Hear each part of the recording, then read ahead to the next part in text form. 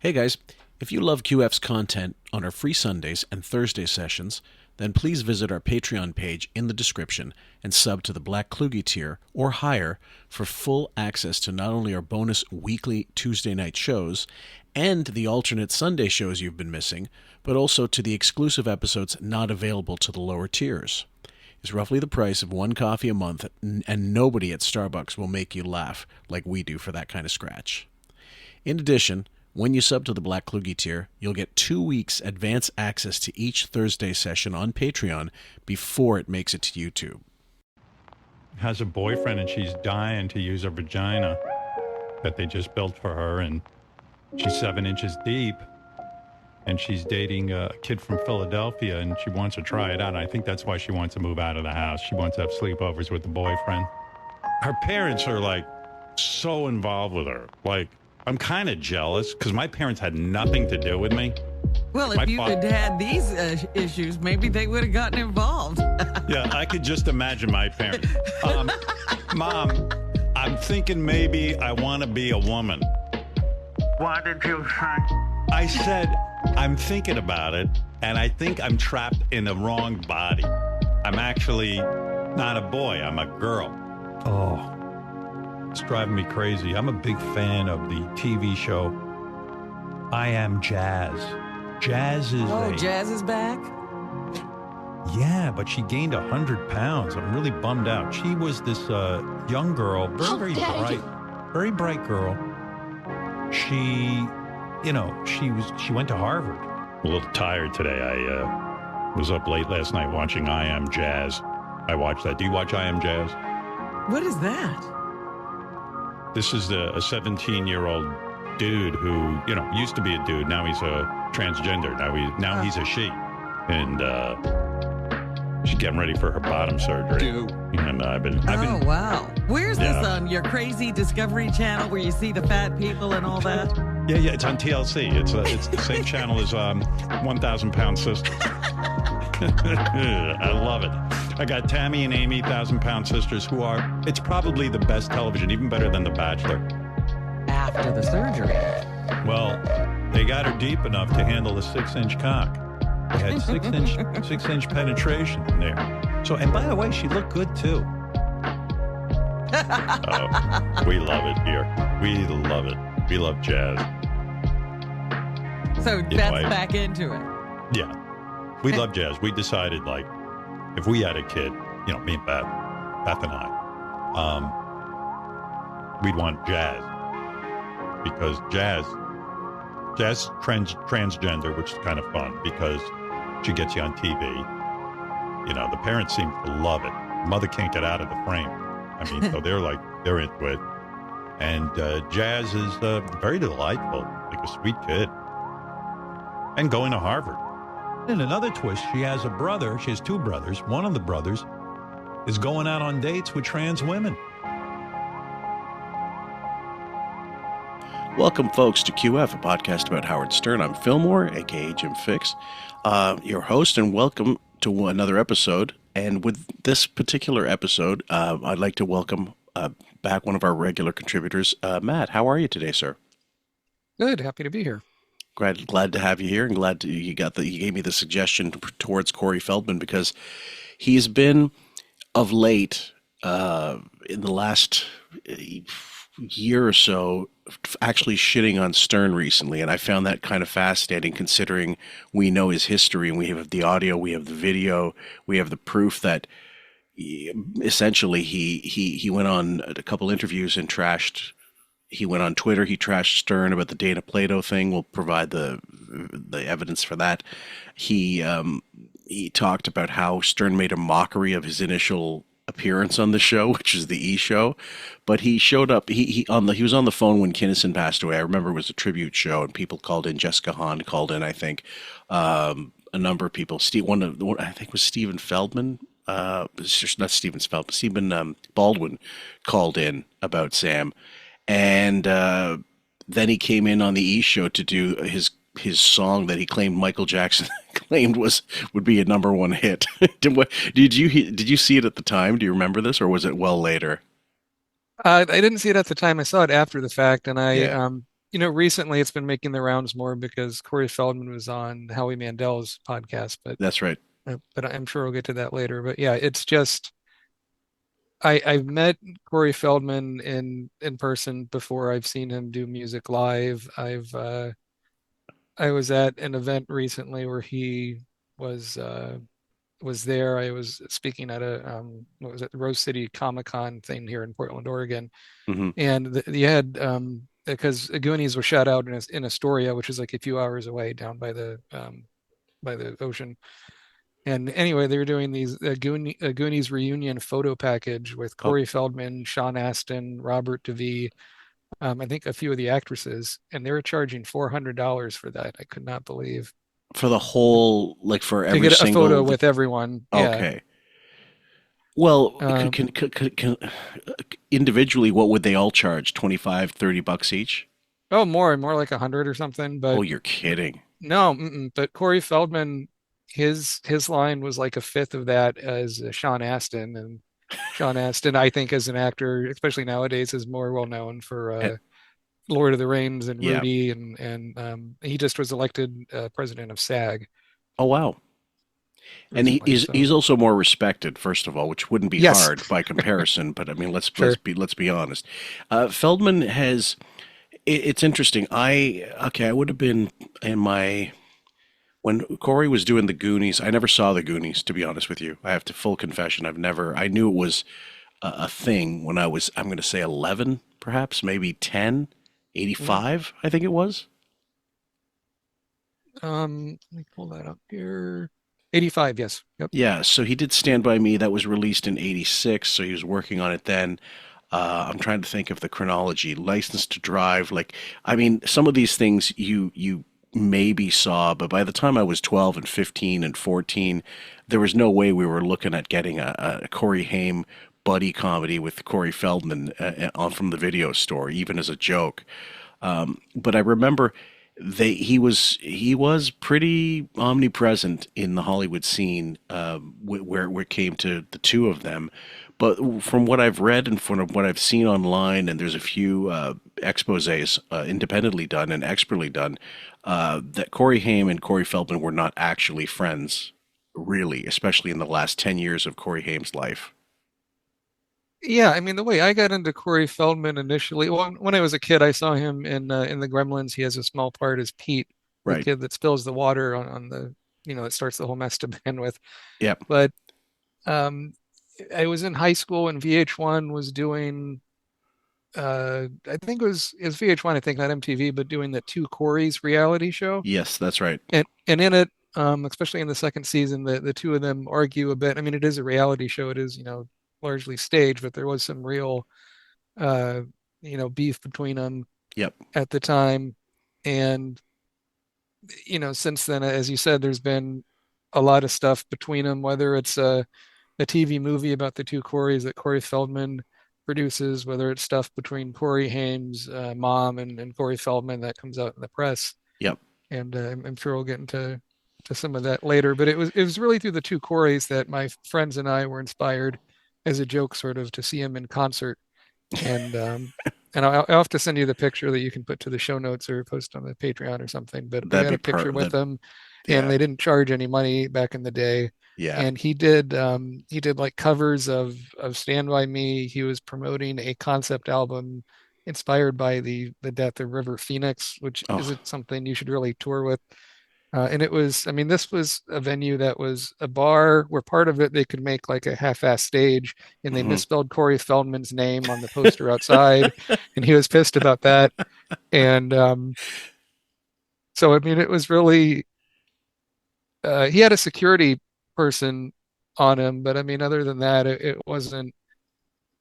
It was an okay show, and he's done music since then. And I even to prep for this, I watched Dancing with the Stars last night because Corey Oh. Feldman is on it. He's yeah. Yeah. And he did a tango, and him and his partner got rated 9 out of 20. So I don't know if you'll So it's par for the course yeah, based par on for the the course. yeah, based on the But video we've collected and stuff. Yeah, because your but original suggestion was the Losers versus Corey Feldman band from mhm. 2002, which, by the way, in all my archives, it doesn't seem to be listed as a proper release, although it was, I'm certain it was remastered for Howard TV. I just don't have a copy of it, and online doesn't seem to exist in any better form, but we only needed a snippet of it. Sure. He's been on a very exploitative tip for the longest time, not the least of which was his book Choreography, which I'm sure he thought that was the cleverest title on the planet when he came up with that. And then the rape of my truth, the rape of the two Corys, which was and the debacle afterwards and the claims of being knifed and being hounded by this wolf pack. He's a perpetual victim. It's probably the only good thing he does, plays a victim, but even that he can't get right.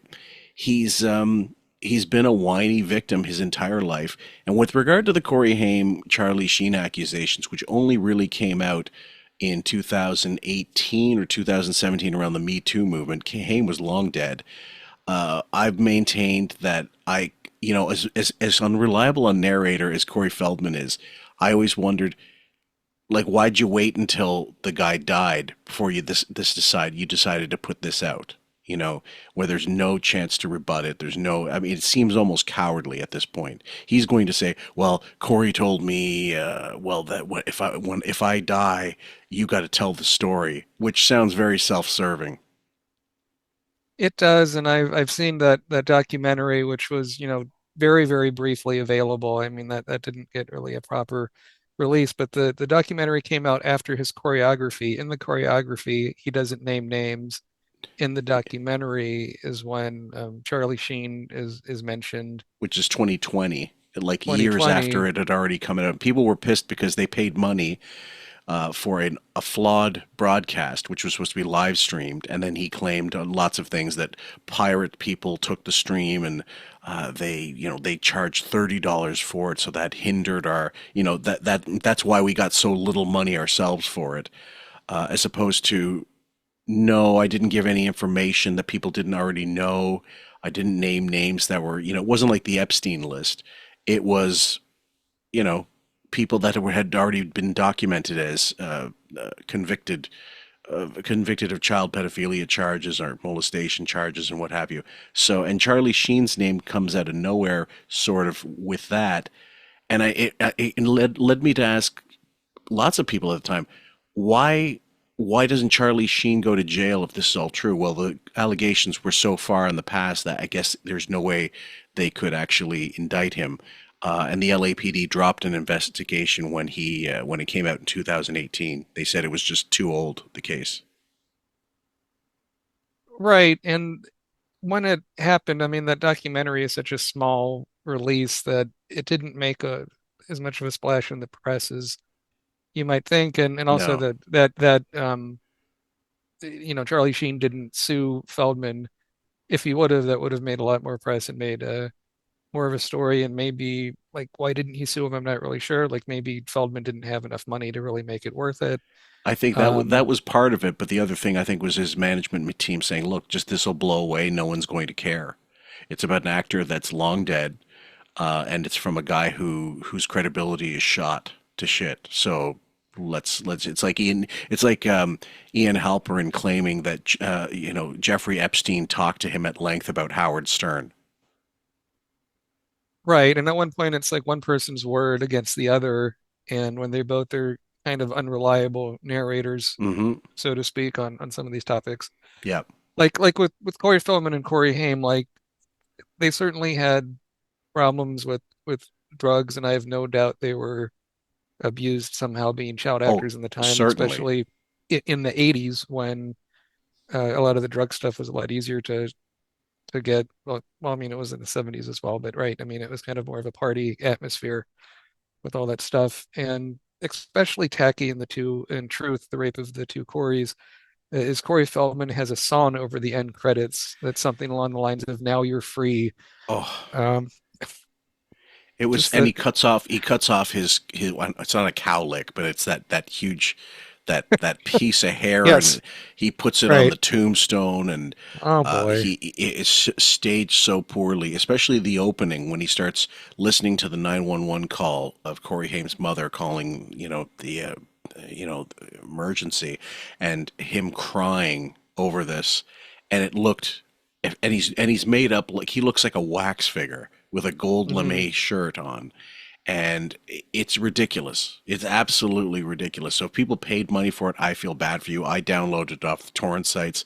I know. I mean, I wasn't going to pay money for it, but I did want to see it to see how bad it was or how revelatory it might have been. And as it was, basically, it was the choreography book in video form with names that he claims he was prevented from releasing in the book because uh, for legal reasons, whatever. And I don't know about that. Sounds to me like he got his big balls only after Me Too and decided I can do this.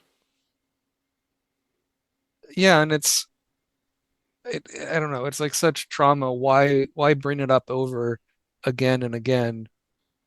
Because that can't be nice for Corey Haim's mom to have No. to hear all this stuff again that she went through Hmm. trying to take care of him, and he was living with her, or at least spending a lot of time with her, Yeah. especially towards the end there. Um, and I mean, he's been through a lot, but I mean, with the him on Dancing with the Stars, what made me think about the Howard Stern thing is he was introduced as an actor Yeah. and musician. And musician, right? I mean, he. Now the funny thing is, his connection to Kinnison goes back to basically rehab. Kinnison, when he started doing these rehabs out in California, he would be in there with Charlie Sheen, Mm, with Sam Kinison, who sorry, with Corey Feldman. Kinnison was, he was a star fucker of the highest order himself. He loved to be able to hobnob with famous people, but and he was charismatic. He was funny. He was smart. He was talented. What have you? There's no question about that. And then Corey knew him, and Corey featured in the Sam Kinison documentary, but it really is the tail end of Sam's life. And Corey, I think, was 89 or so, 90-ish. That's the connection, really. Rehab, not lasting. They grew up together in Houston or whatever. Nothing that was not the issue. And then later on, when he's on not just the oh God, the Billy Corgan show. He's on Howie Mandel, as you said, and he regurgitates the same story about being on Howard and being mocked by Howard in this sketch. Which, if you're being mocked, why are you going on again and again and again? That makes no sense.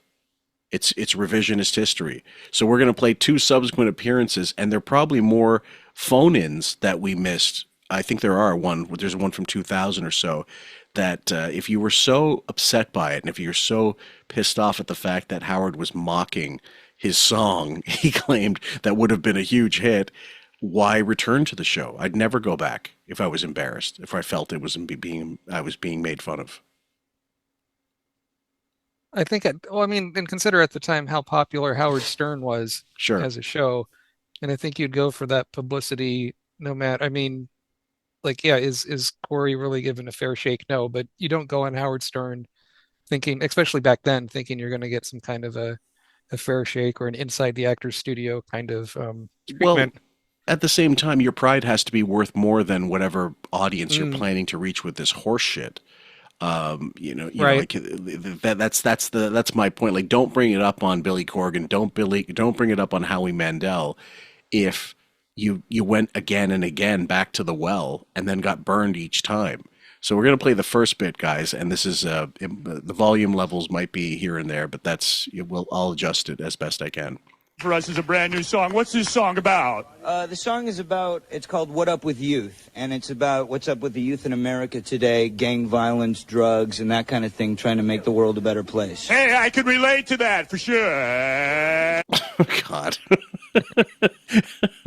Howard was the absolute worst when it comes to voices, when it comes to, these ideas that he thinks are going to, because this is meant to be a takeoff on like MTV, I don't know, some type of like an MTV show, basically Club MTV, and he's supposed to be the guy from Right Said Fred, who's gay, and I thought gay and bald, and I thought, is this a bald wig or is this Howard, naturally? And I'm sure it's a bald wig in actual fact, but I found it funny that that's the angle he had to go for even back then. Well, and then Corey Feldman's initial description of the song, it's called What's with the Youth, and it's about what's with the youth. Like, okay, you're using the title of the song Yeah, and you're trying to describe it. Like, that's your best elevator pitch. exactly. Yeah. Hey, let me tell you something, man. I'm not kidding. I really think that's good for the youth, You wrote this yourself? Yeah, you wrote it yourself? Wrote it and produced it. Yeah. Let's hear it for Corey right now with the song. Let's all start dancing, baby. Go ahead, Corey.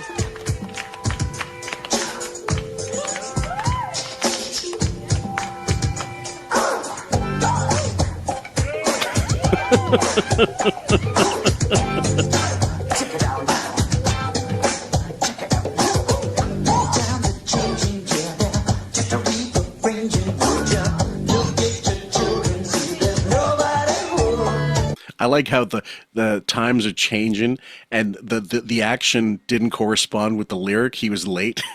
One beat, one set, one set, Yeah. one stanza. Sorry, one line rather. Oh, I mean, he's off the beat, man, and not Yeah. not just that. It's He's lip he, syncing, by the way, guys. Obviously. right. He's lip syncing. He's doing the Michael Jackson style dancing, which he's been doing since the very beginning. He still does Yes. it, Yep. and not just the way he does the vocals, but also the product. I mean, the production quality is less than a Michael Jackson album, but you get all those orchestra hits and all the kind of out of the box sound effects and those electric keyboards that you Yep. heard Yep. on the Michael Jackson album at this time. Was it Dangerous, I think, Yeah, which would have been released the year before. the year before? I mean, so it was, and why you would, I mean, he was friends with Michael Jackson, but that you imitate Michael Jackson, he was such a huge Devotee. part of the industry. I mean, such a big name. Yeah. If you're going to imitate him, you're just going to lose. And I'm reminded of his recently Feldman came out with a number called Characters that's a Beatles knockoff. Yes. And it's like, really, you're going to compare yourself to the Beatles and Yeah, of compare course. yourself to Michael Jackson? I mean, I got. it's like if you're a fantasy author comparing yourself to J.R.R. Tolkien, like you're the next Tolkien, like you're going to lose every time if you make that comparison. I have to tell you, I was only shown that by Kayla, one of Oh our no. co-hosts, obviously, and she showed me the link, and it was him and trying to put it together. It hadn't been fully released, Mm.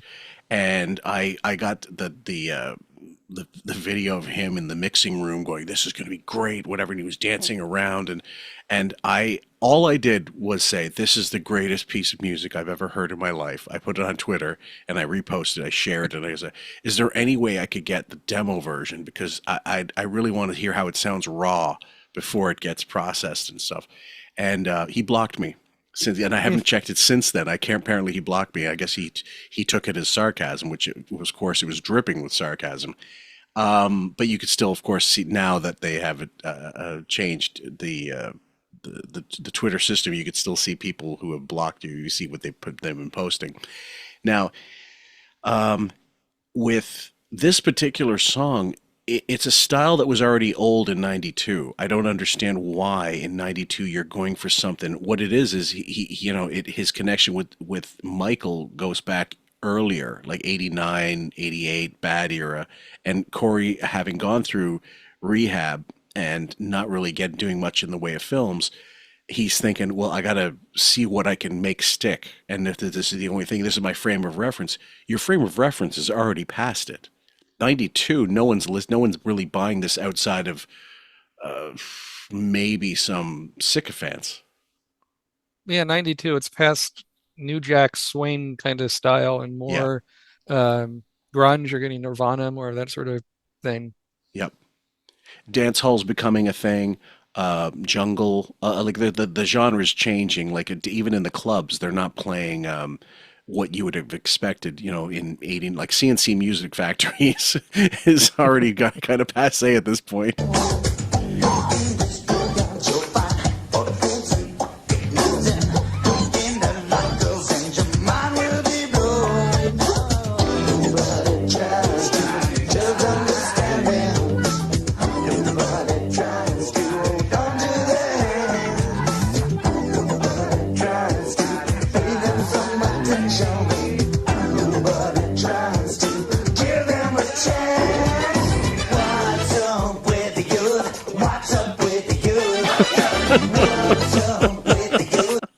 not even Michael Jackson. It's remember in Something About Mary, there was that one friend who was supposedly the scientist, and he had those braces, and he had the wonky knees. Yes.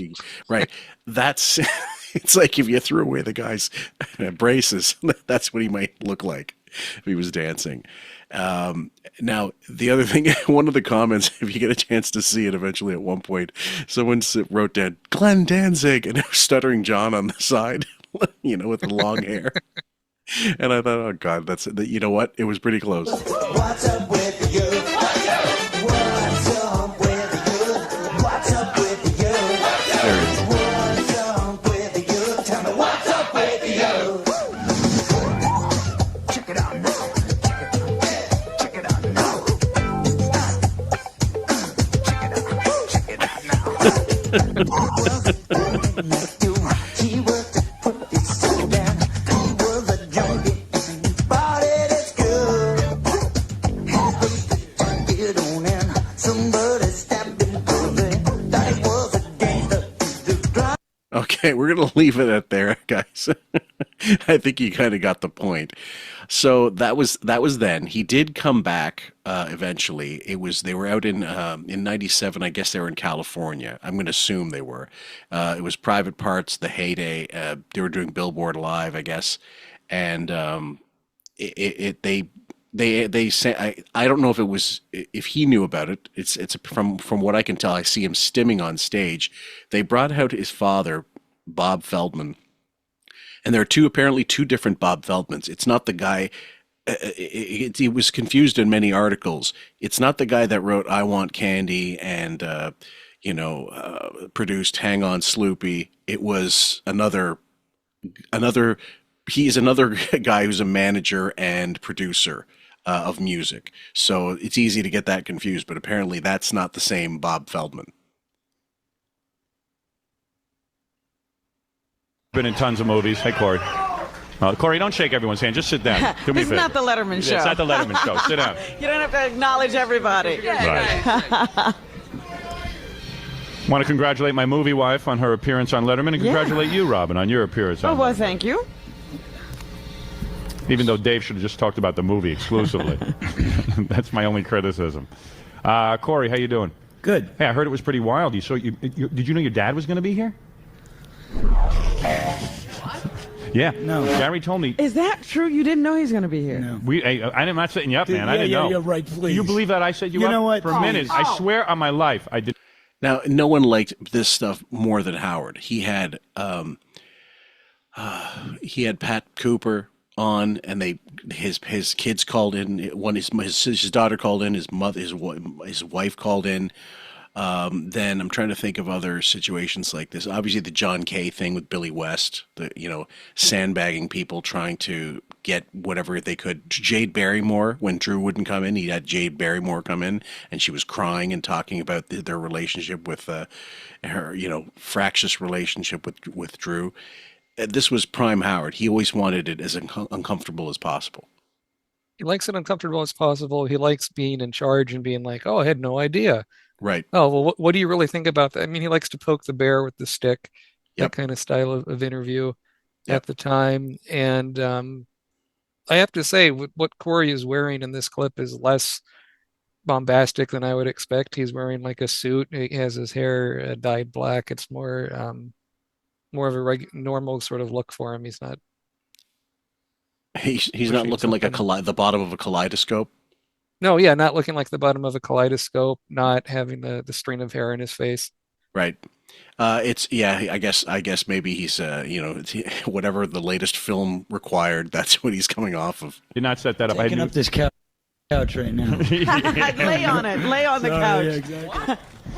No, this was weird. Gary comes up to me. There's your dad. Is that your dad? Oh, good-looking guy. Oh, dear. Really?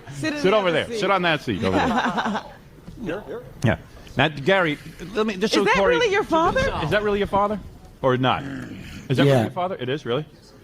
Corey, of course, is a movie star. Yeah. Now, he emancipated himself legally when he was 15 from his parents, who had been running his career, and he claims they took too much money. They took 20% each or 15% each, whatever it was, and he claimed that by the time he was emancipated, he'd only earned 1.4 or 1.2 million. I think it was 1.4 million, and that still seems low when you consider what he'd been acting in all those years. It does, and I mean, let's not forget I mean, kind of when he was doing the more popular stuff was in the 80s, frankly, where Yeah, yeah, he was in The Lost Boys, he was in Stand By Me, he was in right, Friday the 13th, 4 and 5. I right. mean, those were big paydays. Gremlins, even as a kid, he was a voice of one of the main animals in The Fox and the Hound in a Disney show. I mean, that was a Yes, big thing, and his and around his his IMDb credits, if you read them back in those days, is actually not too bad. Now, The Lost Boys was a minor hit, and it was a hit only in the sense of it wasn't a blockbuster, but it only cost 8.5, so 17 million was required to make it a hit. It made 32.5 million at the box office, and was really a a massive hit with the teen girls, especially because it had Jason Patrick, Kiefer Sutherland. Obviously, it had Corey Haim, and it had Feldman in there as well. Jamie Gertz. It was a big film for, and it was the twilight of our era, more or less. Yeah, and you had, I mean, here by this time, it looks like what, 97 is what the clip says. He was doing shit like Tales of the Crypt, Bordello of Blood, Dream a Little Dream 2, That's right. National Lampoon's Last Resort, like Yeah. Voodoo, some direct-to-video shit. I mean, it was really not as big of a part of his career. And where you paused it here, Corey's body language. As soon as the dad comes in and sits down, Corey is facing him like slouching, And the but also glasses are having back on. the glasses are back on, hiding his eyes, hiding his Yep. emotions, and he has a shoe right there on the couch. I think he's trying to do some kind of a power move. Yep. But it's also defensive as well. Like Hmm. if you get near me, I'll kick you. Like this, it's spring loaded, ready to go. Yeah, he might as well have his arms crossed in front of him. Yep. And I don't think he expected it. I really don't. I think this was a complete sandbag thing. And this and I get one of my points was going to be if he was even if okay, it's true, and he was upset by the 1992 appearance on the E Show, and then this happened. Why would you go again after this? Unless you were just a fame for horror, which is what he is. Yep. Let's break it all down. Corey Feldman is an opportunist, as you said when we were messaging each other. He will do anything for a buck, and is probably quite desperate in his own way to be. But think of him at 40 something years old. The idea that maybe he's 50 now. I think he's got to be. Let's see. Let me just make sure of this. I'm pretty sure he's Gen X as well.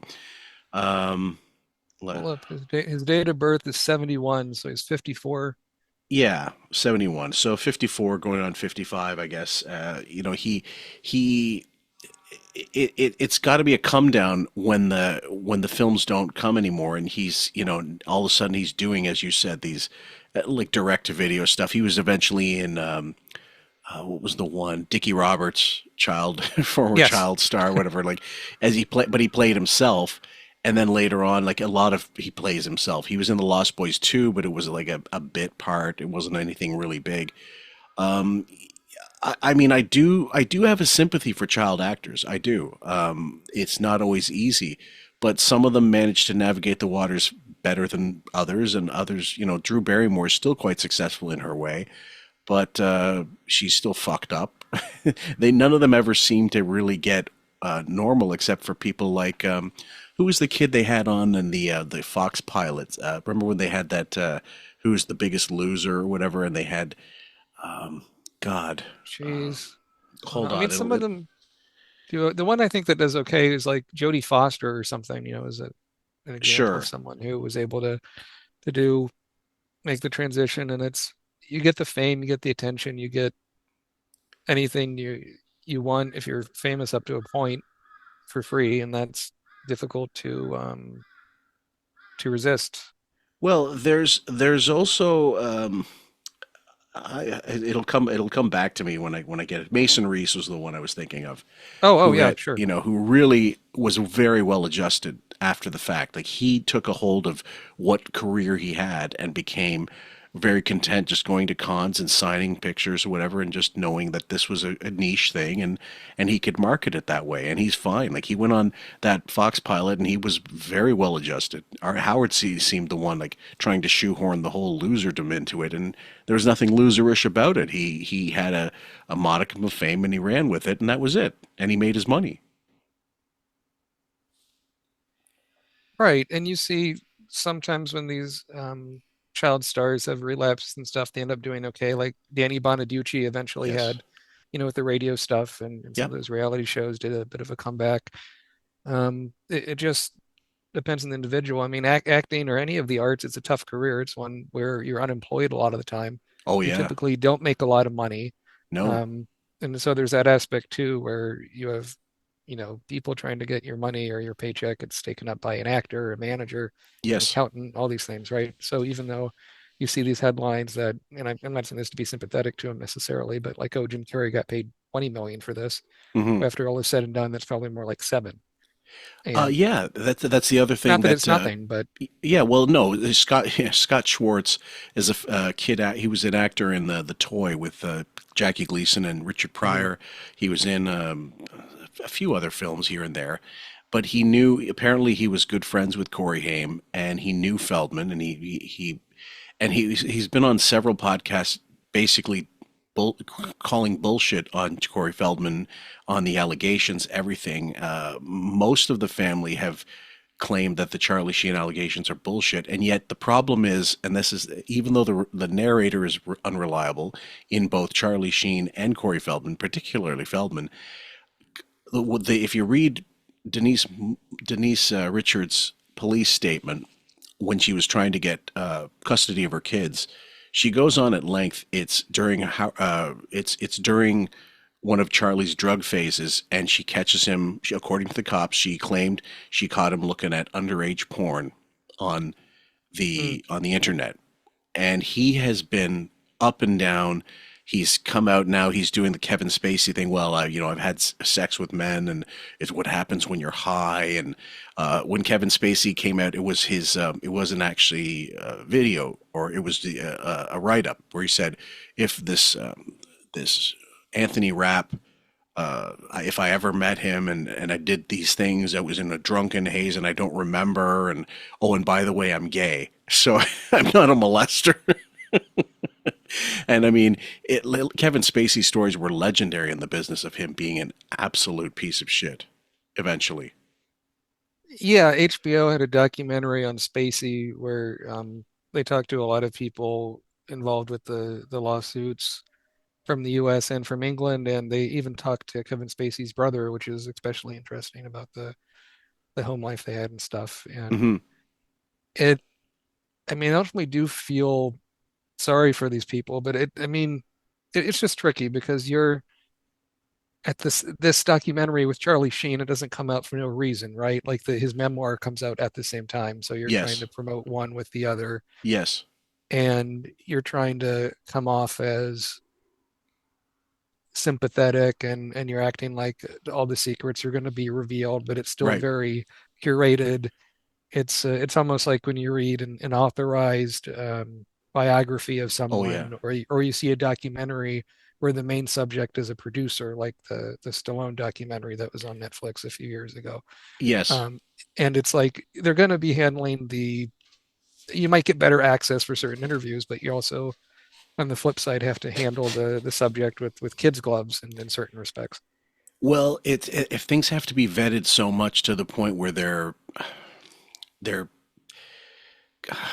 I they're they're reduced in scope and scale, that you're not going to get the full thing. It's almost like when Brando released his autobiography. He got a lot of money Mm, for it, right. but there had already been some unauthorized biographies that were one by Charles Haim in particular, but it was up to a point. Like it only went to 93, I think, or 92, and that you're missing some key years there.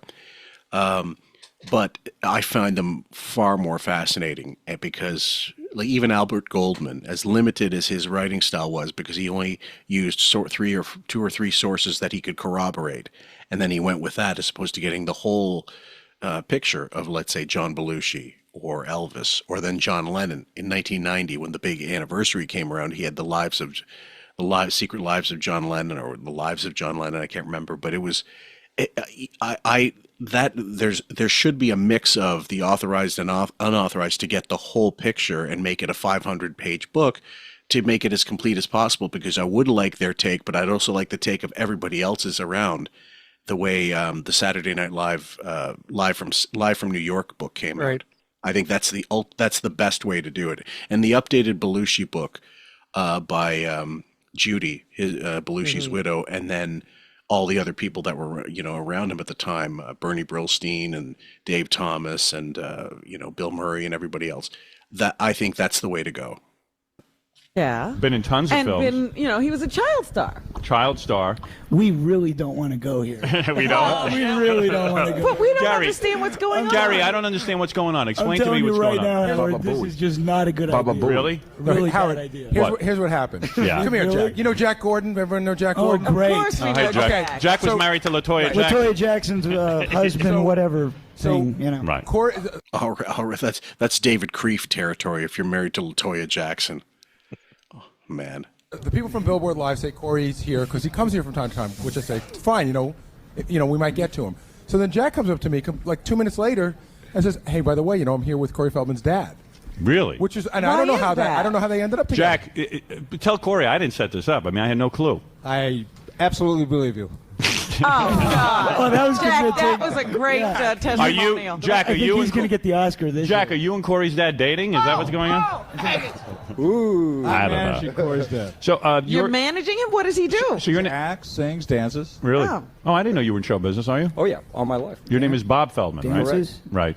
Hello. How you doing, Bob? Good, Howard. How's You're a it? pretty young-looking Hi, guy. Robin. I mean, Hi. Yeah. Well, Corey. I mean, did you raise Corey? I raised Corey. Really? But you guys broke up? And I'm proud of him. You broke up because you took all... At this point now, I'm trying to figure it out. Now I know where Corey gets his bullshit from. His dad looks and sounds like he came out of Central Casting. Yes, and he does the eye contact, he does the short answers, like he knows how to handle that. Yep. And what they're saying before with his manager and stuff, to get on a radio show, especially like a Howard Stern radio show, It doesn't it's just something happen. that big. It doesn't just happen. You have to go through so many levels of people, schedule so many meetings, have all Yeah. your, cross your T's and dot your I's and mind your P's and Q's, all that stuff, get all the questions, everything usually gets vetted to such a degree. Oh, that- well, yeah, particularly with what we know about Howard and his need for control and how everything has to be mapped out, especially nowadays, it's all scripted. But, and the way Gary made it sound like, well, Gary, Corey comes in, maybe we'll have him on. Maybe. I'm sure it was that fly by night. Now, granted, in the old days, in the old studio, like at the K-Rock, if there were surprise guests, it depending who it was. If they had carte blanche, generally, it wouldn't be such a thing. Depending on how busy they were that day, they could always squeeze in a bit of time for somebody. But typically, I'm sure Howard would have been pitching a bitch if somebody wanted to come in last minute. Sure. Yeah. All of Corey's money, supposedly, or what? Supposedly, well, all I can say is I can't say it's wrong. I can't say it's right, and I can't say it's wrong, but I can say I love my son. You do love your son. Oh, my God. Oh, my goodness. Thank you. That was beautiful. This is People's Court. Oh, my No, goodness. Corey, I'm trying to understand what happened between you and Dad. You were Is this thing on? Yeah. Howard? Yeah. I actually remember some of the facts. Right. Go ahead. The one fact that I remember that really sticks out in my mind was that Corey's mom and Corey's dad were co-managing him, and they were each taking a percentage. Oh. In other words, a manager's supposed to take 15. Right. Corey They said that each they were took- each taking 15. Oh my! Is that true, Mr. Feldman? All I can say is that I love my son. I'm sure there's some misunderstanding. and there was something. Fucking hell. It's just such a non-answer, and I'm sure legally it's the only answer Yeah. he can give Yeah. because he's repeating the exact same thing. I love my son is kind of, in a way, like it's the best answer you can give, but they're trying to get dirt out of him, and they're not going to get much aside from Corey squirming on the couch. Oh yeah, and then you could see eventually you'll be able to see him stimming with his foot tapping. You'll be visibly Yeah, be able to yeah. see it going moving because it's like the shine is perfect on it. The other thing that's that Scott Schwartz mentioned in one of the radio segments that he did, podcast segments that he did. Uh, he claimed that they stole my money. They left me. It was like a Gary Coleman situation, that the way Corey paints it. But in actual fact, he's going, look, there's, as you said, there's Uncle Sam, there's, taxes, there's agents, there's lawyers, there's PR, the whole, whatever you have around you, you become a cottage and you become your own little cottage industry, and they have to take their cut as well. But then you add in the drug use. Then you add, oh, I want to wear new clothes or whatever. It doesn't last that. It's like, as you said, the Jim Carrey 20 million number, or 25 that somebody else gets for this film. It isn't actually 25 ever, or 20 million. No, and I'm thinking of there was an interview a while back with Sean William Scott, who was Stifler in the American Pie movies. Yeah. And on that first one, all those actors, except for maybe like Eugene Levy, maybe Eugene Levy, or some of the people that were more the names, but all the kids that were in it, or teenagers that were in it, young adults, got like scale. They got maybe 10 grand total. Yep. And now they were able to make a few million, in the sequels, and got a cut of the DVD sales and stuff, likely later on. But that first one, it was like the dude that played Stifler, spent it on a car, and then he was back to working at the amusement park. Right. For a bit, until, the 6 months, 9 months, until the movie finally comes out, and then he's able to take advantage of the boost he gets from that. Sure, absolutely, and that's a story that's as old as the beard of Moses when it comes to the movie industry. As they say, no, ain't no money like sequel money, and they definitely did what they could with that, and I don't blame them. Like, I don't blame, and even Feldman, for grasping whatever he can take. It's the musical aspirations are the most embarrassing thing. The fact that he's got the balls to go out and go on the Today Show or Good Morning America and perform, and then be upset that people are having their opinion of him on social media. It's great.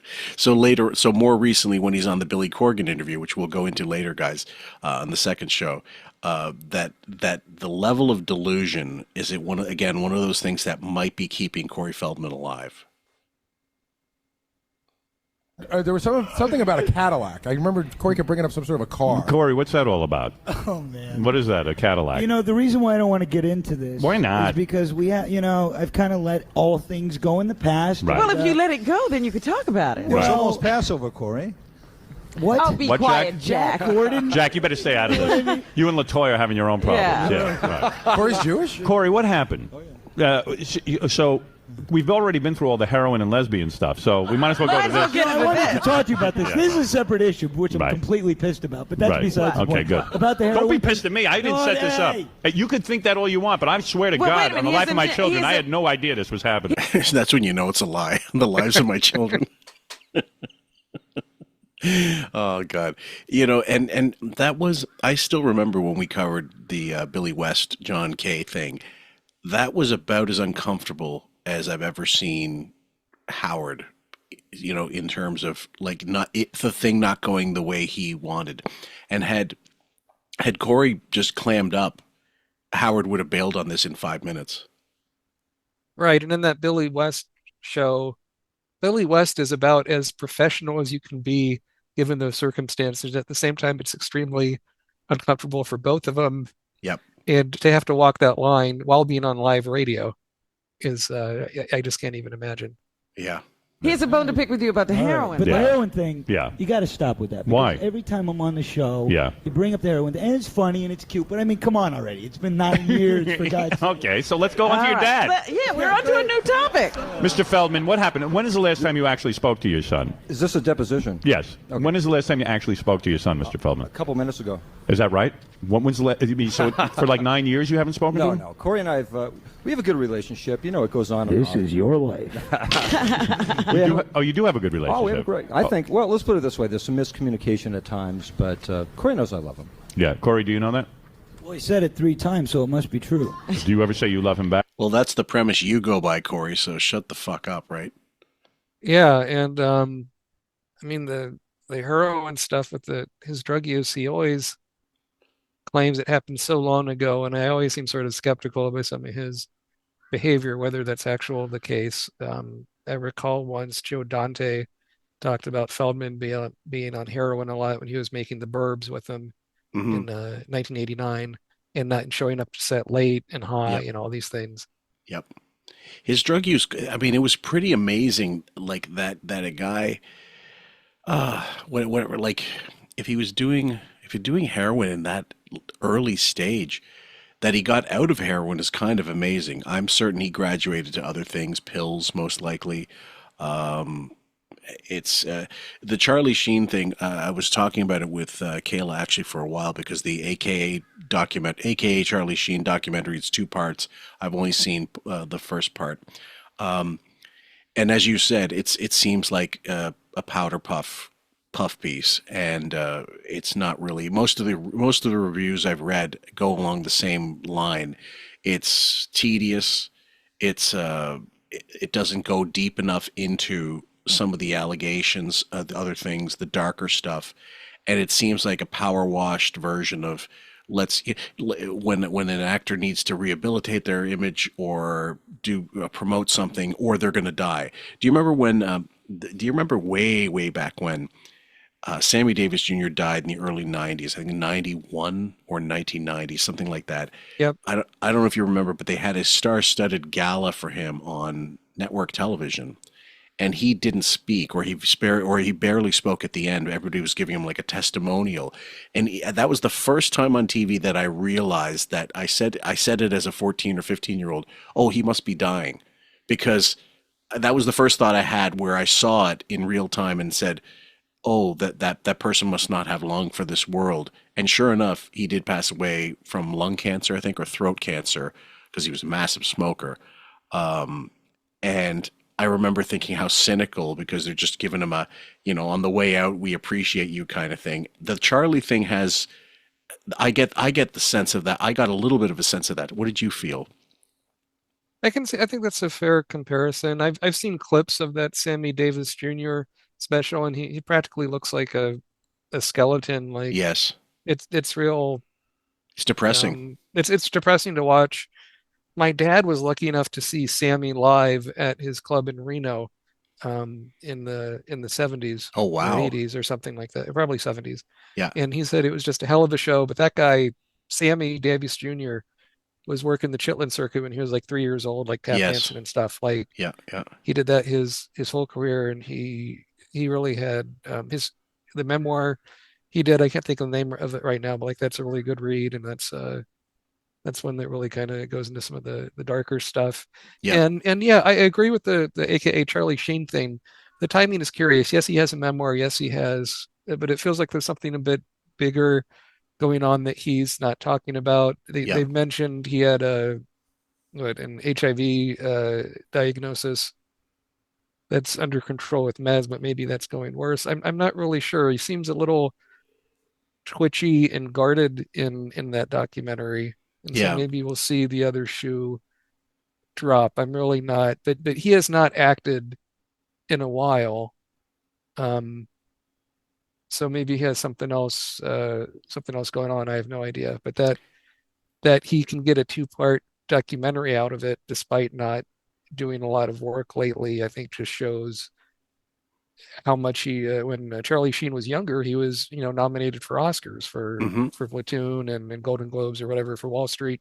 yep, And his father, Martin Sheen, is a really respected figure, and his, one of his brothers, Emilio Estevez, I think is probably does more artsy things than he does, and might be more respected in some ways. at this point, yes, even if you factor in the Mighty Ducks. Um, Mm, the thing is, I Maureen Callahan on the Nerve did a cover, it's a little coverage of the documentary, and she hit all the points, most of the salient points I was going to say about it. But the one thing she's missing is Charlie Sheen did an interview with Playboy in 2001, and I managed to find a PDF copy. It's all black and mm. white, which is, makes it look, super rustic, but oh well. And in it, he talks about having gone through rehab and cleaned himself up. And this was around the time when he was replacing Michael J. Fox in Spin City. and it only lasted another 2 seasons. And and he was definitely. When I read it, and I remember the chronology, because right after that he goes into 2.5 Men, and that lasts however many seasons, and he starts making massive money on that, huge, because even a 10 share on, in those days was the equivalent of a 25 share, 20 years earlier.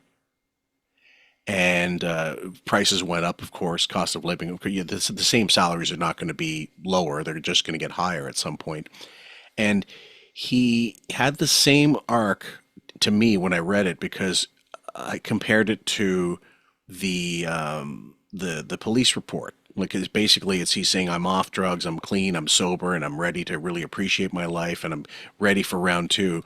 Then you read the Denise Richards police report, which is like 6 months after this interview, he's doing Xanax, and told her, he mentioned, don't say to anybody that I'm doing this, because it would be considered breaking, AA, according to my sponsors. If they knew I was doing Xanax, they wouldn't approve, because they'd say this is, and sure enough, it's a gateway drug into other things. Artie kind of used to do the same thing. Get on a show, feel good about himself, think, I can do this, I can handle this, start using, crash, suicide attempt, rehab, bottom out, start again. Getting movie roles with, Norm Macdonald and Chris O'Donnell, and then crashing again, and then nothing happens, and then suddenly getting on the Stern Show, feeling good about himself, and then bottoming out a bunch of times. Then getting on the Nick and Artie show, fucking that up, getting on Crashing, but at that point being well in the throes of addiction. So he had many, many cycles. It seems like Charlie Sheen is a fucking hard addict, and he just cannot stay clean. The only way he could do it is to just get off everything, or it won't work. Right, and also to get out of the business a bit, I think is part of what is likely helping him. You think of, or you brought up Artie Lange, and that's him being off Howard, as much as it was sad for the listeners who all loved him, is the best thing for him personally. I think so. And being out of the business now, not having been heard from in so long, I believe he is fine, but that's because I think someone finally got through to him. Look, you do this all the time. You get a new gig and you feel you can handle drugs, and you can't. Clearly you can't. I mean, you're at a gas station allowing yourself to be filmed so that a drug dealer could find out where you were and deliver you drugs at the gas station when you were supposed to be in, like, drug court. Like, you're doing probation, essentially. Yeah, and with the Charlie in that documentary, it says volumes that neither Martin Sheen nor Emilio Estevez appear in it. That's right. I think that says a lot, either to Charlie's character, or maybe that they're just so sick of having to talk about this to the press that they've said, it's enough. You go do your thing, and we'll support you, but just take care of yourself. What's your take on it? Do you think they just didn't want to be part of what, like a testimonial, knowing that he's most likely going to relapse and fuck up again? I think that's likely. I think they just don't want to be on some level embarrassed again, or snookered into coming out and saying, well, now he's the best he's been in years. We're so excited for him, just to have some news story come out later of a relapse, or maybe some kind of a driving accident or something. And then fool me once, shame on you. Fool me twice, fuck us. Yes. Yeah. Back. I did at a point in my life. However, I've opened my eyes to a great many things in the last couple of years. Really? You guys ever come to blows? Do you have dinner or anything? No. We haven't spoken in a year since my show got canceled. But, What show got canceled? He had a TV show for a while. Oh, really? I missed TV it. series. Oh. That's okay. So did everybody. Now it's time to talk. So you're saying you had a reconciliation at the time of the TV show? Yeah, amazingly enough. Right. So what are you saying? He was really there for me when. You're saying your dad wanted a part on the show? No, I'm not saying that. No, my dad has a management company. Right. And when you walk into the office, you'll see a lot of posters of my films, and basically, you're asking for this. So you sitting up here, I'm going to be honest. I came up here as an actor, Corey. Right. You better start acting pretty quick. You better start acting. Corey, what are you trying to say? Seriously. Seriously, you walk into this company, the whole thing is based on my name. And I've asked my dad in the past when I've had trouble, I've asked him for money. He's always said no. He told me, I could come stay with him if I needed a place. All right, well, to that's stay, nice. which Well, is- that's yeah. something. Yeah, that's something. Howard, as soon as Well, that's interesting. Corey admitted that when I've had trouble and I've asked for money, he's always said no. And I mean, I, if the abuse, did you read Choreography, the book? I did. It's been a while, but yeah, I've read it. Yeah, I think it came out in 2013. He alleges abuse from both of his parents, specifically his mother, but he'll go into it on this thing too as well. I'm at such a loss because having covered Robin's book and still covering it with Kayla, Quivers goes on about how she hates the way she was raised, and she still goes crying back to her parents and getting money off of them constantly. I don't understand the symbiotic relationship, this relationship of the damned. If someone did something so bad to you, why would you go back? Unless Corey was really on the balls of his ass and was that desperate, and it was abandoned essentially by everybody around him. Knowing how he is now, that makes perfect sense that people would not want anything to do with him, and he'd have nothing but desperation on his mind to go and seek help from his father. I don't know how you'd go back if he really did abuse you. Yeah, and it could just be that Corey Feldman isn't good with money, or he doesn't have good money people. Yeah. There is some stuff coming out about I think he separated from his most recent wife not too long ago, sometime in the last few years. Mm-hmm. And they're coming up about she was wanting, X amount per month, and he said, "Oh, I only made, I don't know, it was something like really low. It was under 100,000 or something the past year. Like it was less I believe money than you would think." In the sitcom you mentioned, I never realized that it was a 95. It was something called Dweebs. It was Yes. on CBS. It didn't even last 6 or 7 episodes before it got yanked. Yeah. It had Stephen Tobolowsky on it. I mean, that was not going to be with a name like Dweebs. How would Dweebs. expect? Yeah. They missed the Revenge of the Nerds boat by about, I don't know, 12 years. Mm-hmm. If that was going to sustain a TV show. The other thing is, I find, I don't know, did you enjoy Feldman in anything? As an actor, I mean, I liked him on the reality show stuff. Okay, I liked the Two Coreys. I think was fine for trashy TV, or before the Surreal Life. Right, Was but as trashy amusing. TV, that's Yes. that's Feldman. That's not any character that he's playing. That's Right, not but his that's not as with acumen. as far as with the acting, it seems like as an actor, he strikes me as someone who often tries a bit too hard to be the cool guy, and that just makes him less cool. Yeah, I think as in Stand By Me or The Lost Boys, I thought he was okay. I think the older stuff, License to Drive, him and Corey Haim, that's a perfectly amiable movie right. as far as that goes. But like I tried watching this movie of his that it just came out for the first time in the US, but it was filmed maybe 20 years ago, called The Birthday. And he's playing this kind of Woody Allen nebbish kind of character doing this weird voice, and you're looking at it and it's like, what are you doing? Like, I don't like this would be laughed out of a dinner theater. Like, I can't. Guys, we're going to play a little of The Birthday. What's the premise? It says comedy, horror, mystery. The comedy horror mystery where this guy is kind of out of sorts at this like hoi polloi party, and then it becomes kind of like a H.P. Lovecraft sort of thing as it goes on. Okay. Now, Jonathan, not tonight. Fuck.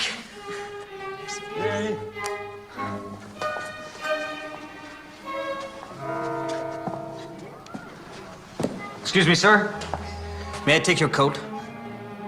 What? What? Your coat. That's odd. I just saw Casper a minute ago. Your coat? Your coat, I'll put it away for you. I'm not wearing a coat. I don't know what you're talking about. Where did you leave it? I just came in. I'm wearing a jacket. Do you understand what I'm trying to say to you? No. Please excuse me, sir. It won't happen again. Enjoy the party. Oh my God. It's mic'd so poorly. This might be one of the worst schlock films I've ever seen. I'll have to look through. The website is great actually in terms of being able to find obscure stuff that you don't have to download and whatever. It's definitely worth checking out, guys. Corey always struck me as a guy who was like low level talent who believed he was way higher talent than like he was robbed of a career. You know, he really should have been nominated for Oscars and stuff. If you've seen Corey Haim, however, in films, he's way better as an actor, way more believable, way more naturalistic.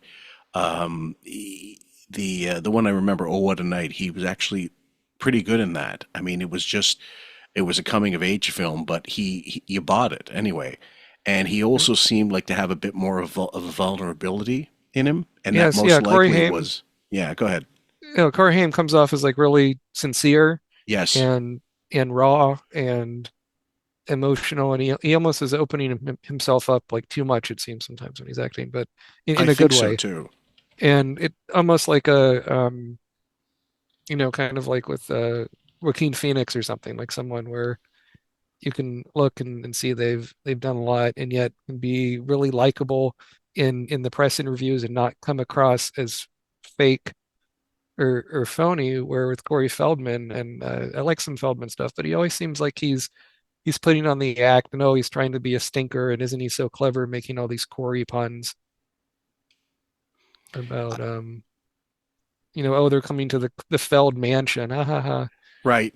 Well, Corey Haim was sorry to add the Yeah, audio. I was trying to pause it before it started activating. I just wanted to play a little of a Corey Haim interview to give you the idea, guys, of just sure. the contrast between. And this is from the Bobby Wygant archive, guys. And Bobby Wygant's got a collection of great her and Brian Linehan have great compilation of interviews on there, including one of the best Jerry Lewis interviews I've ever seen in my life. But that's because Brian lathered his asshole extreme, like extraordinarily, and Jerry's always he'll give you a better interview when you kiss his ass.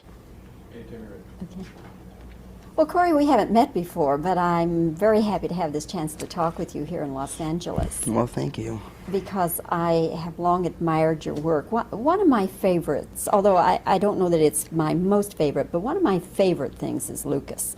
Thank you. Yeah, Lucas turned out to be really just like, I guess, a sweet movie. It was, I don't know, it turned out good. I was happy with it, It was kind of weird, oh, I'm gonna come off as a geek, a nerd, but it came out good. He came out as like a little boy falling in love for the first time ever. His dad's an alcoholic and just being turned down. He had to take that rejection, and he explained it in the way of Darwin, the poet, and he had to explain it in his own way. And he was a rockin' little kid. I'm looking at you, and I expected maybe we would see the red hair, the mahogany hair. Red hair was dinger. No, red hair is gone. It's just black and short and kind of marine looking, I hope. Now, he's I guess the really the word I'm looking for is endearing.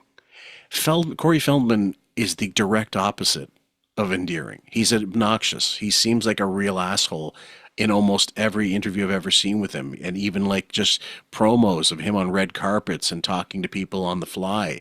There's an arrogance, there's an entitlement. I mean, it makes no sense why the two of them would ever be friends based on what you see of them aside from being coworkers in films.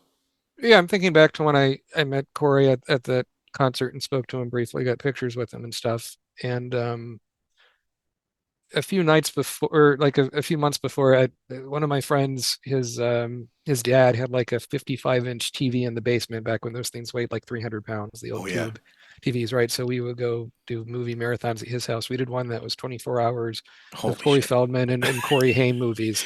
Wow. And if the internet was more back then, we probably would have live streamed it, but such technology didn't exist. But anyway, but we printed out pages of this website and we gave it to Corey Feldman to show him.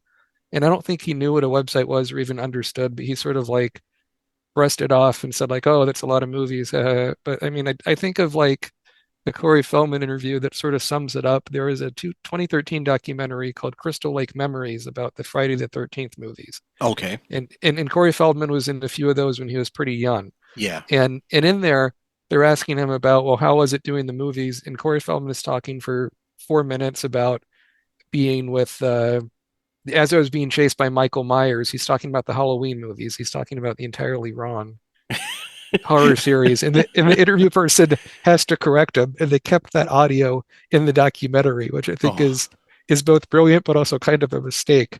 yeah. Um, That's that's that reminds me when it was a grade 11 or so, we were signing yearbooks, and I started signing a huge long thing to a friend, or so I thought, and then I didn't realize until afterwards I'd signed it to the wrong person, so it was in their yearbook, and then so when I got to my friend's thing, I go, "Oops, just go to Fred's yearbook to read what I wrote for you.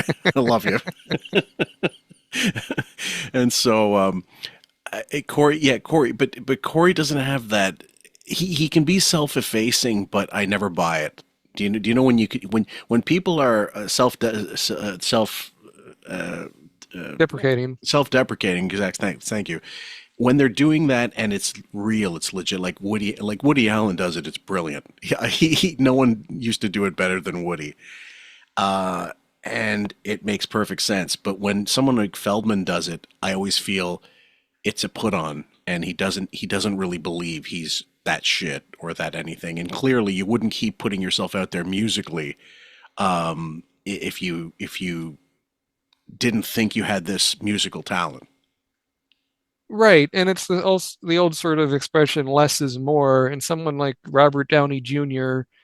or Arnold Schwarzenegger or someone can keep these stories on a talk show really bite-sized and to the Yep. point and kind of self-effacing, um, and the stories have a point to them, and it's not just uh, Feldman trying to sell something. I mean, there's some really awkward clips of Feldman is on the show with on a podcast with it's this Canadian comedian that he was in. Russell I think Peters? he was in Dumb and Harland Williams, I think. Yes. Right, where he's on He there plays the and Corey, cop he plays the cop making all the weird chirping noises after he drinks the and piss. after he drinks the piss. Very, very funny scene, and certainly not a leading man type, but very, very No. quirky. And Yeah. when Feldman is on his show, Feldman's trying to hawk his 6 CD $250 set, and he mentions that like it's over $200, and Harland Williams is like, "Whoa!" Like he can't get over the price The for price. a collector's item for what he's trying to pitch as a one at a time collector's Limited item for edition. something limited edition, right? Oh, Right. signed Funko Pop, all that garbage. It's not even Crystal Ball by Prince. It's Corey Feldman's box set. Right. Yeah, it's not. This isn't like I said before. It's not like the Beatles gold pressed record on the certain Yeah. vinyl printing with a special wax. Yeah, it's just bizarre, and he's tries to sell stuff to. I mean, he doesn't lack for confidence. I admire him for that, and he keeps on Right. going. But in some of these recent appearances, he just is stressing how much that he's always wanted to be a musician, and the actor stuff he never really wanted to do. And Well, the interesting thing about Feldman is that him and Charlie Sheen have a lot of similarities in terms of their bluster, mhm. in terms of their real reticence to speak of what's actually true. This the wall of bullshit that goes in front of them that they erect, and also that they're how old's Charlie? He's got to be 60 now, I suppose. It's about right. Yeah, so they're not that far off in age, and at the same time, so they're roughly the same generation. And I think that they both, but there's a massive sense of delusion with both of them that's very strong. Now, the difference being, of course, that Charlie was actually in good films, like things that like he'll never not be associated with Platoon and Wall Street because they did come out back to back, and they're both same director and both brilliant films in their own way. Not my personal favorite of all time. I think Oliver Stone. I've got a few Oliver Stone favorites, but Wall Street is a seamless movie, even though it's very much of its time. It's perfect in what it represents. Yes, compared to the four separate cuts he did of Alexander, which is God, like totally different. Do you know? I rewatched. I was rewatching what was it? The final cut that was not actually the final cut. They call it Sure, the final yeah, cut. right. He had 2 more versions afterwards, I think. But that's the one that has all the footage that he included. And subsequent cuts were, given less. They were trimmed. And because I got a chance to ask him about it, years ago. I said, did you feel that? Would you have rather had this on, like a streaming, like HBO, like Game of Thrones, that kind of thing, Rome, that kind of, give it seasons of Alexander as opposed to a movie? He said, ideally that would have been better, but at that time, it really wasn't. I mean, he said HBO was already taking a massive chance on Rome and spending $100 million on the set, and which was reused and used many other ways, and it was a co-production. But I wasn't going to be able to devote the time to it that I needed. And I go, well, how would you expect to get the life of Alexander on a fucking 3-hour movie? You couldn't do it accurately. Yeah, and I'm thinking of, actors like Charlie Sheen, like Corey Feldman, but are better, a bit better at the press, not seeming quite as fake. And like Colin Farrell comes to mind. He's very, very forthright and From very Alexander. He's very forthright, very honest. He went yes. through certainly a lot of ups and downs really, really early in his career, but allegedly that Alexander set had a lot of hard partying going on. Oh yeah. And it was one of those, you're hooking up with your co-star. I mean, it was everything about it. There was a lot of money probably wasted on blow, I would say, and excess. But there was ultimately miscast. I mean, it was the biggest problem with that film was who they cast and how these weird choices. Like, why the fuck is Angelina Jolie doing this low rent Irene Pappas accent? Yeah, so you have, or I mean, that Val wig Kilmer, adopting a British, some type of weird British accent. Bizarre. Yeah. The wig on Colin Farrell is just strange. Yeah. And Jared Leto, who ruins every film he's in. Yes, I mean it's Oliver Stone's an interesting character, but I mean, yeah, there's just a lot going on with all that. But I love there is an interview Colin Farrell did where he talks about when he got sober, one of the first movies he did was in Bruges or whatever. And I love that film. Yeah, really clever, smart film. And it happened while they were filming it. It happens where the hotels were is around like these pubs where they served over 500 of the world's best beer. Yeah. And he's like, "How I wish I did this movie a year ago." Yeah. Because he had just gotten sober and he couldn't enjoy and was making changing habits, making transition to just drinking water and whatever else, the iced tea or whatever you do. By the way, have you ever seen the interview online? It's on YouTube of Christopher Plummer talking about working with Terrence Malick on the Thin Red on some, I can't remember the film. It wasn't the Thin Red Line. It was subsequent to that. And he claimed he did a scene with. He said he trashed Malick. He said, "I'll never work with him again." Basically, he said he just needs an editor. He needs a writer. He needs someone to give him a script and just stick with what's there. He did a scene with Colin Farrell, and he said it was such a dramatic, like I think I really nailed this monologue. And Colin Farrell told him after the scene, he said, we're just going to be a couple of fucking ospreys, in the background. And he said, sure enough, when he saw the film, it was just background noise. And he said, I wrote a letter to Terry saying, how dare you waste like my time basically doing this? And he said, no, I gave him shit. And I'm like, I was actually kind of amazed that he had that candor and that. But Christopher Plummer's an old Montreal actor, and he's at that point in his career. I don't imagine him feeling like I feel like taking shit from anybody, and certainly not from any director at that point in his life. Right. Yeah. It is just actors of that age are a different kind of breed and don't take any shit and speak their mind, but they also have the talent to back it up. Yes. And the experience, right? And Christopher Plummer's an old pro. Mm-hmm. Like there's nothing he can't do. Yeah. So as Corey said something about asking his dad for money, Jack starts hand motioning to Bob, no. Don't give him any money? See, they've got a little collaboration thing going, and I think it's pretty funny because, you look at Jack and LaToya, right, and then you look at my dad and me, and, I think it speaks for itself. Right. So are you upset that your father took 15% of your money? If he took 15%, I would have been happy. Right. Did you have any money left? He only took 10%, Corey. Okay, here's the deal. You don't know that, Jack. Yeah, okay, Jack. All right. How'd you pay for that diamond on your hand, Jack? I pay that with my commissions from Latoya. Oh, Thank boy. you very much. Oh, boy. 80%. People's Court, Judge, whatever the hell his name No, but is. Corey, I don't understand something. In other words, you were in a lot of good movies as a kid. Yeah, you must have made a lot of money as a child actor. Okay, here's the deal, How much money guys. do you figure you made? Here's the deal. Bob, how I much know- money did Corey make, would you say, as a child star? Well, it's hard to say because really Corey's the more money actually happened when he was doing. No, wait, let your dad explain. Concentration. Yeah, go ahead. Really, when he did the bigger movies, which was when unfortunately our household kind of broke up and our family kind of broke up. Right. But it's hard to say. Well, his great movie, Stand by My Bank Account, was a great movie. Jackie joke. You can just hear Jackie going nuts on that. And it is a good joke. But you realize that's a perfect example of if Jackie's not there, that doesn't come through. That joke that never gets said. And instead you're left with Howard humming, keep going on like blah blah blah blathering on, and there's no funny. And that's the one thing. It didn't translate well to anything outside for Jackie, but on the show it was perfect. No, but Corey, And then there was lost money. Right. Robin, very nice. But Bob, you're saying that you managed your son. Yeah. And how much money would you say he made as a child star? Millions? I wouldn't say so. Really?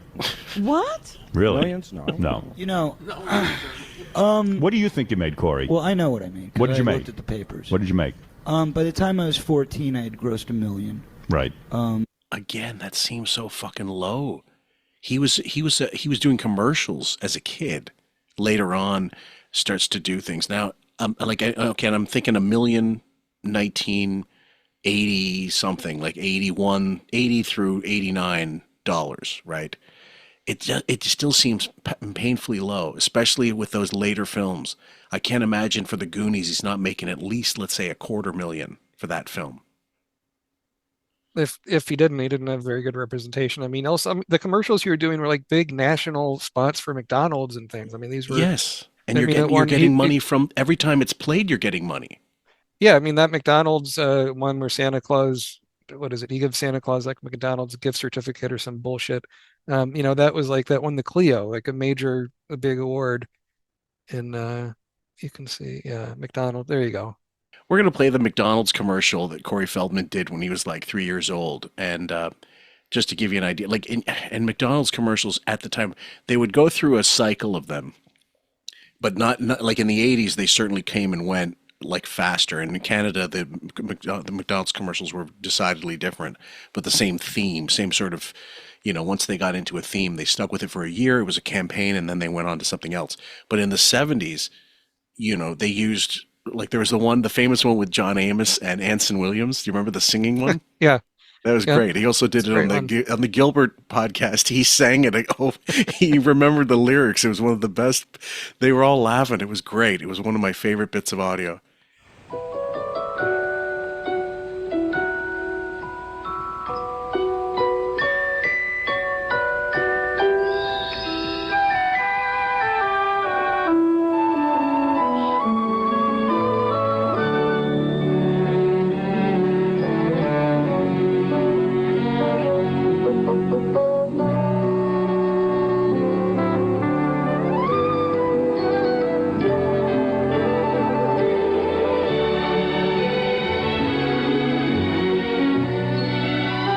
McDonald's gift certificates.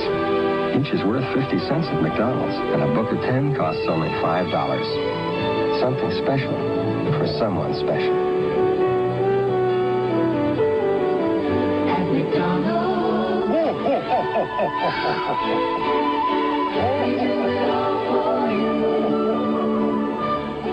Okay, so it's not a speaking part. Maybe he didn't get as much as we feel he did, but that would have been like a massive, as you said, a Christmas commercial. They would have been playing that ad nauseum. Sure, and that whoever that voiceover guy is that did that in part of the commercial, that guy did all those. Oh I yeah, can't think of the guy's name, but that guy, his voice was everywhere. So but by the time he declared emancipation, like the Dream a Little Dream, and when he was co-starring in License to Drive, he must have been making money hand over fist. He had to have been. That would be that alone should have been at least $500,000. It's a starring role in a in a fairly big budget 80s film. Not just that, but like before he did a lot of those movies from 78 to 80, he did 2 seasons of the Bad News Bears TV show. That must have been a nice payday. I think so. Not to mention, he's popping up on stuff like The Love Boat, Mork and Mindy, all these other. What the hell is Madame's Palace?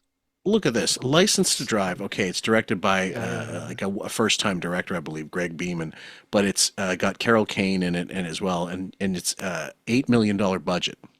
$8 million $1980 be like what? 16, 20 million today? Or let's say 20. Yeah, and it made $22.4 million.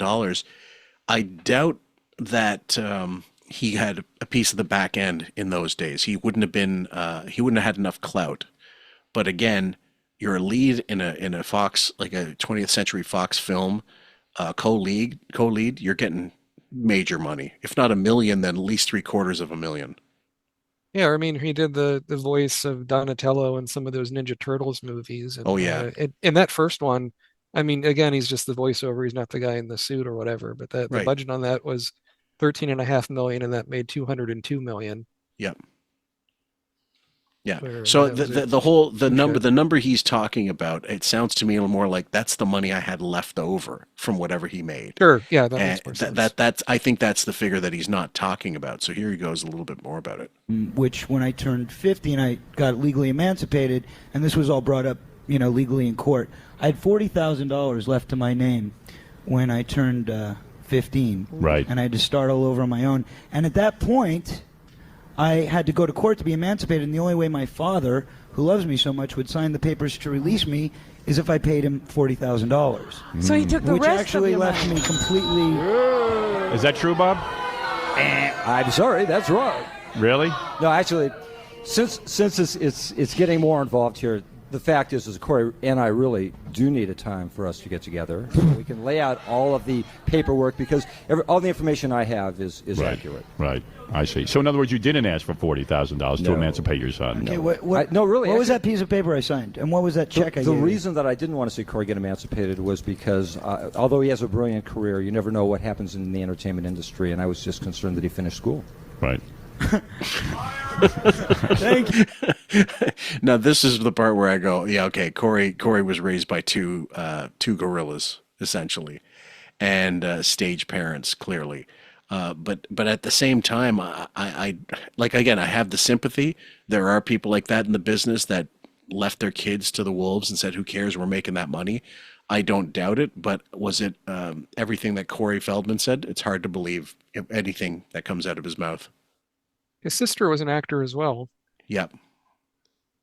You somebody, whoever you are. I see. And you had rent to pay. Okay, so when I was 8 years old doing a series called The Bad News Bears, a lot of people think my first movie was Stand By Me, but, you know. Right, Bad News Bears. Bad News Bears. I was living in a $400,000 house, which was under my name. Right. Which today would be worth about $2 million because it was in the Tarzani Hills, and that's a nice area in Hollywood. That house now was, well, what happened was they took out a second and a third on it. They lost the house. So you two guys will never get together as father and son again because of the money situation. Well, see, Corey, you feel you. He was going somewhere with that story, and then all of a sudden it got cut off, and that was not an edit. That was literally just Howard cutting him off and not letting him finish the story. I would have loved to have heard what happened. Yeah, Howard loves being the armchair psychologist where he's like, you were doing this because you don't like your dad. Right. It's the most simple analysis possible. Yep. You feel that your dad took too much. I'm a softie, okay? Right. Now, it's not only the you want the to money. Have, right. It's not only the money. It's the abuse. It's the physical, the mental. You all had that physical stuff. abuse in your relationship? Yeah. Oh, you're kidding? Your dad? Yeah. Mr. Feldman, did you physically abuse Corey? No. You did not. Well, what do you? You know, I don't know why you would put yourself through this because I've never brought it up. You always say to me, you know, I don't want to bring up our stuff. I don't want to bring up, you know, can't you just not talk about it? It hurts my business. Can you not talk about this stuff on TV? Can you not talk about this stuff in the press? You come up here on stage in front of, you know, a few hundred people and 1 million listeners. Are you crazy? How do we know you're right, Corey? 18 million. How do we know the Bob's not right? What did you say, Jack? How do we know that you're right, Corey? And how do we know your dad's not right? Do you think anybody's listening to you?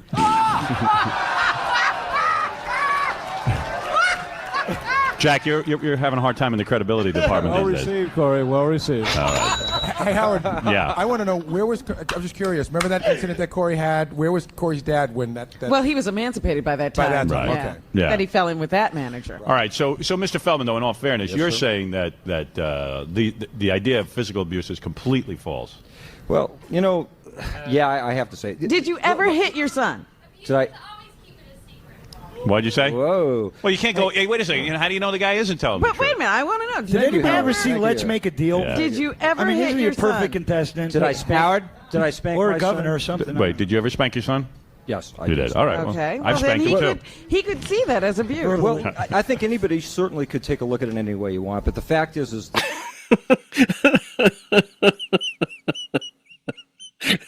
It's one thing to see a snail leaving slime in their trail. It's another thing to hear the slime coming off each word as it comes out their mouth. What's That's your such a non- What's your that's take just- on this guy? God, it's just such a non-statement again, like he was doing in the beginning, where he just said, "Oh, it's you can take people can take things however they want."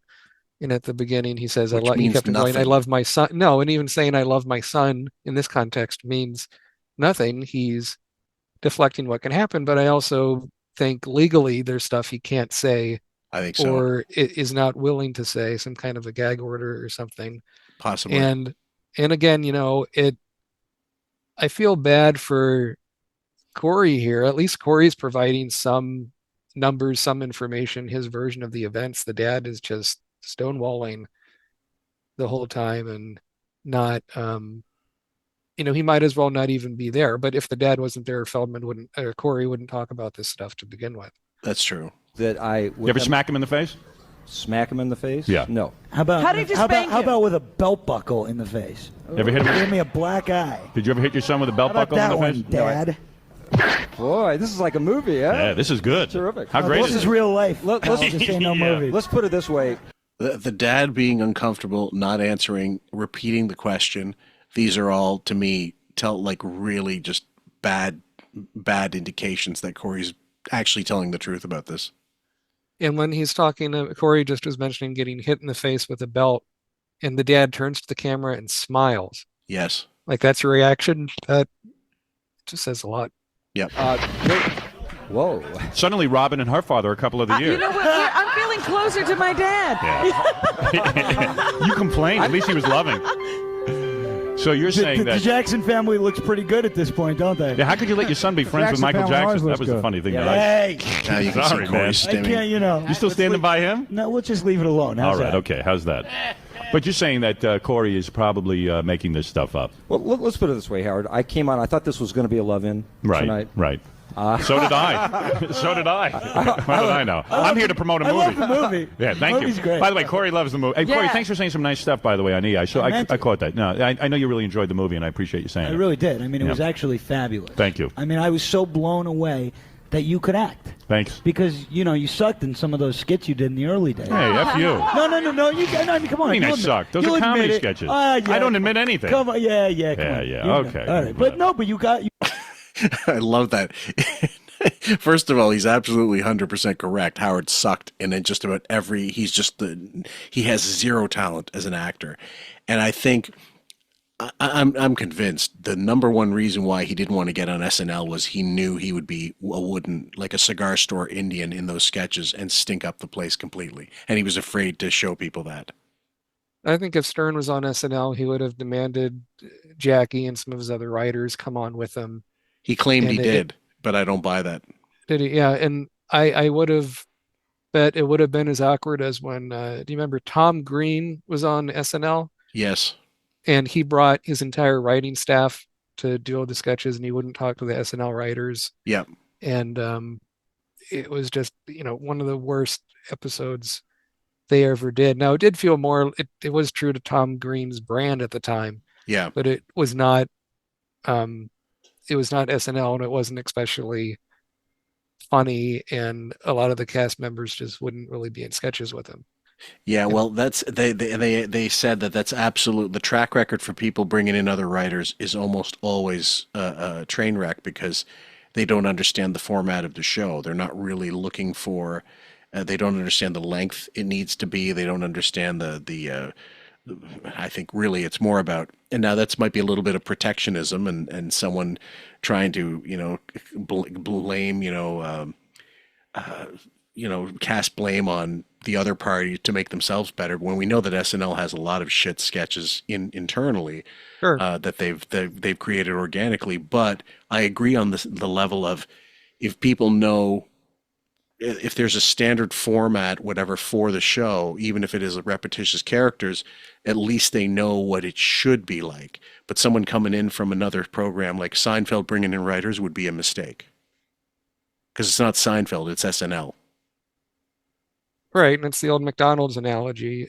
You go to a McDonald's, you expect the cheeseburger to taste a certain way, and the same with Absolutely. an episode of SNL. You have to fit within their paradigm. Yep. You became a good actor. Thank you. I mean, you really did. The guy. I'm siding with Mr. Feldman. Bob Feldman. The guy is compelling to watch in this movie. I'm serious. Thank you. You actually sit there the whole time and you believe that he's living those experiences as opposed to acting. No, thank you. I really do appreciate you saying that. Sure. And although let's get back to you and your dad. Yeah. Wasn't that a nice sidetrack though? Yeah. It was working beautiful. Yeah. So let me compliment you on your movie. I haven't seen it yet, but I've heard it's fantastic and Thank you're you. phenomenal in it. Well, yeah, thank you. He would like to manage you. I haven't seen it. I heard it's fantastic. That's one of the most wiffle ball compliments you could give in the business. Like, God, congratulations on that album. I haven't heard it, but they say it's great. So you're basing your compliment on what you've heard, not what the actual content. It's better not to say anything. Say, I can't wait to hear it. That's a great compliment. Yeah, and he just had to put his 2 cents in, Yeah. even for something he didn't even see. That's right. Would you consider? Do me a favor, smack me in the head with a belt buckle. It sounds pretty dramatic. Thank you. But it didn't happen. Hey, Corey, can your dad borrow $8 so he can go see the movie? Corey, did your dad ever take you to the movies when you were young? We saw Empire Strikes Back together. You did see that. All right. First time. Well, I'm sure you'll rush out to see that again. Bring back a lot of good memories. Yeah. So, Mr. Feldman, you're here to say you love your son and you want to get back together with him. Actually, I'm here because Jack invited me down. I've got an acting career. Because Jack always knows those started. strategical maneuvers, Yeah. Well, he knows that you have a career. And what is your career? Acting. Acting. I see. Acting? When did that start? It looks like it's starting right on this show. Sure, and I mean to have a father-son reunion on Howard Stern and expect it to pitch it as something sincere is, this isn't the Oprah show or something. No. Or Did Phil you ever Donahue. listen to the episode we cut with I can't remember who was I think it might have been with Deborah, where Robin's family was in studio and we had that audio? Yes. That was also incredibly awkward to listen to, but I can't imagine being in studio when after her book had been released and then they were in studio. I think it was 99 or so, or 98 they came in. I couldn't even imagine the feeling in that room. Sure, and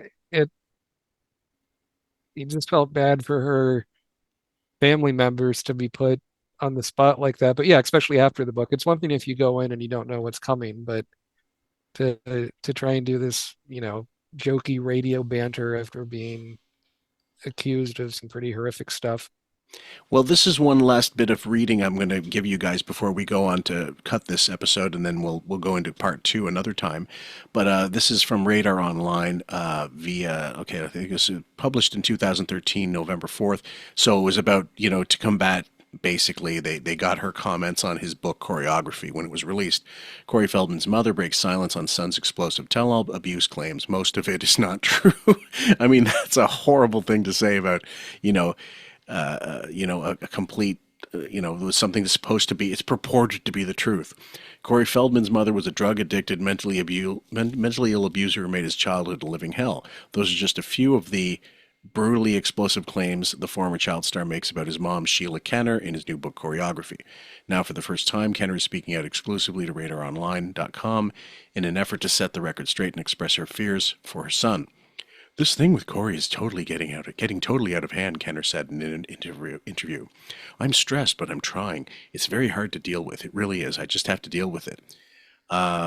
She told RadarOnline.com that she had a clue her son was set to trash her in his autobiography, and not just because he legally emancipated himself from her and his father when he was 15, amid claims that they were mismanaging his career. I had a pretty good idea what was coming in the book because Corey and I discussed it, Kenner revealed. At one point, we went out to dinner. He said, "Mom, you're not going to like what I have to say." I said, "Corey, I'm probably not going to like it. I'm going to be pretty hysterical, and I'm going to know that most of it is not true." He said, "Just go along with it," she claimed. He told me, "I want you to know that you're just going to be getting swamped." Doesn't that sound very much like something Robin would have said to her mother before she released her book?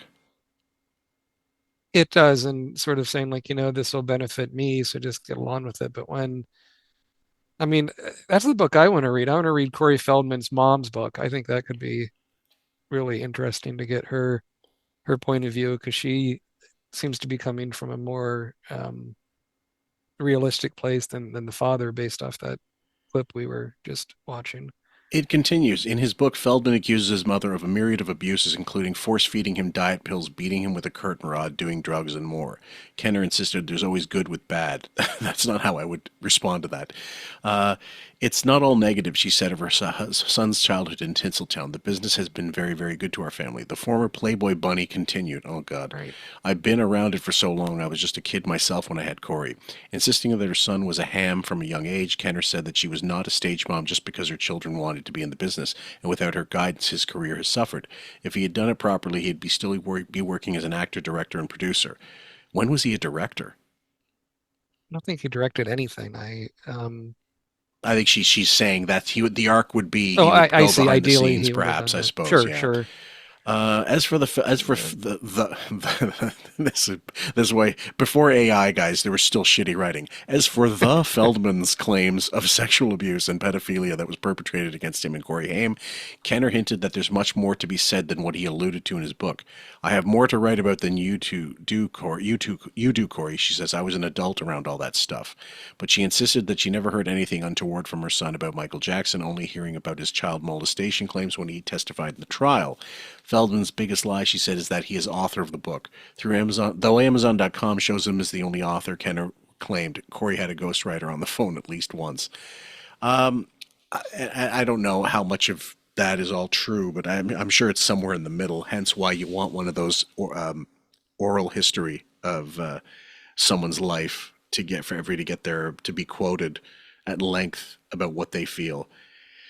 And when we go into part 2, guys, we'll continue with a little bit more of this clip, and then we'll go into the later stuff. Any dedication for this on the way out? You suggested a couple songs, but I wanted you to take your pick, and based on the subject matter, perhaps you have another alternative choice.